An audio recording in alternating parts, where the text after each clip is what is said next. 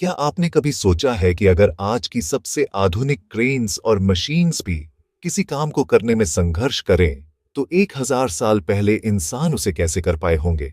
कल्पना कीजिए एक ऐसा मंदिर जो लगभग 200 फीट ऊंचा हो, पूरी तरह पत्थरों से बना हो, और जिसके शिखर पर रखा एक पत्थर इतना भारी हो कि उसका वजन करीब 80 टन हो। अब खुद से एक सवाल पूछिए, क्या यह सिर्फ मेहनत से संभव है, या इसके पीछे कोई ऐसा ज्ञान छुपा है जिसे हम समय के साथ भूल चुके हैं? आज हम उतरेंगे एक ऐसे ही रहस्य में, तमिलनाडु की धरती पर खड़ा एक ऐसा चमत्कार जो सिर्फ मंदिर नहीं, बल्कि एक अनआंसर्ड क्वेश्चन है। बृहदेश्वर मंदिर। 11वीं शताब्दी का दक्षिण भारत, चोल साम्राज्य अपने चरम पर था। समुद्रों पर विजय, व्यापार में समृद्धि और कला में अद्भुत विकास। इसी समय चोल सम्राट राजाराजा चोला पवाई ने एक ऐसा सपना देखा, एक ऐसा मंदिर बनाने का सपना जो केवल पूजा का स्थान न हो, बल्कि एक ऐसी रचना हो जो आने वाली हजारों पीढ़ियों को यह बता सके कि इस भूमि की शक्ति क्या है। उन्होंने ठान लिया कि यह मंदिर केवल भगवान शिव को समर्पित नहीं होगा, बल्कि यह मानव क्षमता की सीमा को भी चुनौती देगा। और इसी संकल्प से जन्म हुआ बृहदेश्वर मंदिर का। यह मंदिर पूरी तरह ग्रेनाइट पत्थरों से बना है, लेकिन सबसे बड़ा रहस्य यह है कि इस क्षेत्र के आसपास ग्रेनाइट उपलब्ध ही नहीं है, तो यह हजारों टन पत्थर आए कहां से? कल्पना कीजिए, दूर पहाड़ों से इन पत्थरों को काटकर बिना किसी आधुनिक ट्रांसपोर्ट के सैकड़ों किलोमीटर तक लाया गया होगा। फिर उन्हें इतनी सटीकता से काटा गया कि आज भी उनके जॉइंट्स में ब्लेड तक नहीं जा सकता। यह केवल निर्माण नहीं था, यह प्रिसीजन, प्लानिंग और पेशेंस का ऐसा उदाहरण था जो आज भी इंजीनियर्स को सोचने पर मजबूर कर देता है। मंदिर के शिखर पर रखा हुआ विशाल पत्थर, जिसे कैपस्टोन कहा जाता है, उसका अनुमानित वजन लगभग 80 टन है। आज भी इतने भारी पत्थर को इतनी ऊंचाई तक पहुंचाना एक बड़ा चैलेंज है। तो 1000 साल पहले यह कैसे संभव हुआ? कुछ इतिहासकार मानते हैं कि एक लंबा ढलानदार रैंप बनाया गया होगा, जो कई किलोमीटर तक फैला होगा, और उस पर धीरे धीरे इस पत्थर को ऊपर चढ़ाया गया होगा। लेकिन इस थ्योरी का कोई ठोस प्रमाण नहीं मिला, न कोई रैंप के अवशेष, न कोई स्पष्ट रिकॉर्ड। यानी ये सिर्फ एक अनुमान है, और सच आज भी रहस्य बना हुआ है।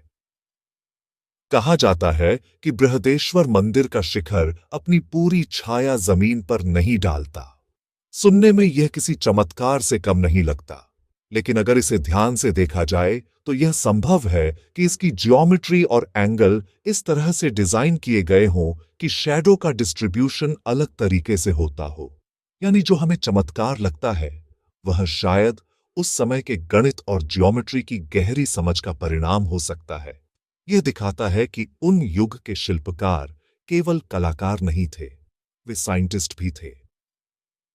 मंदिर के अंदर प्रवेश करते ही एक अलग ही अनुभव होता है। आपकी आवाज, आपकी सांसें, सब कुछ एक अलग तरीके से गूंजता है।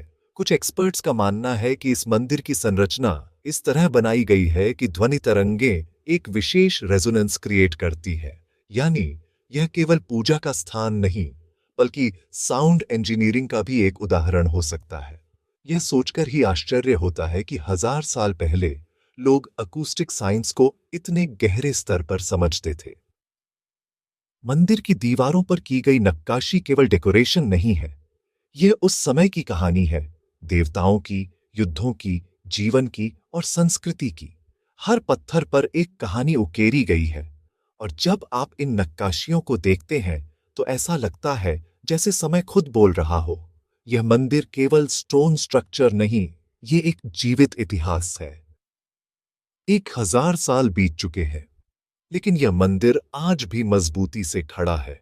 न तेज बारिश, न तूफान, न समय, कुछ भी इसे कमजोर नहीं कर पाया। ये केवल ड्यूरेबिलिटी नहीं है, ये उस इंजीनियरिंग का प्रमाण है जो समय से आगे थी। यह हमें यह सोचने पर मजबूर करता है कि क्या हमने उस नॉलेज का कुछ हिस्सा खो दिया है? जब हम बृहदेश्वर मंदिर को देखते हैं तो एक सवाल बार बार उठता है, क्या यह सब केवल मैन पावर से संभव था, या इसके पीछे कोई ऐसी टेक्नोलॉजी थी जिसे हम आज समझ नहीं पा रहे?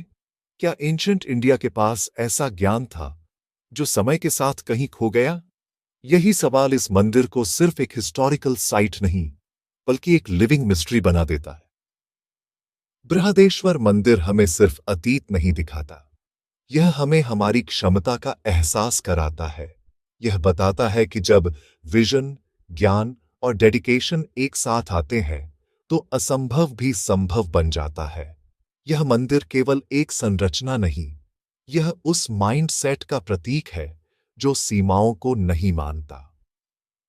तो दोस्तों, बृहदेश्वर मंदिर सिर्फ एक मंदिर नहीं है, ये एक ऐसा रहस्य है जो साइंस, फेथ और हिस्ट्री के बीच खड़ा है। ये हमें ये सोचने पर मजबूर करता है कि क्या हम अपने अतीत को पूरी तरह समझ पाए हैं या अभी भी बहुत कुछ जानना बाकी है। अगर आपको ये एपिसोड पसंद आया हो तो इसे लाइक करें, शेयर करें और ईका ज्ञान को सब्सक्राइब जरूर करें। और कमेंट में बताइए, क्या आपको लगता है कि यह सिर्फ इंजीनियरिंग है या कुछ और।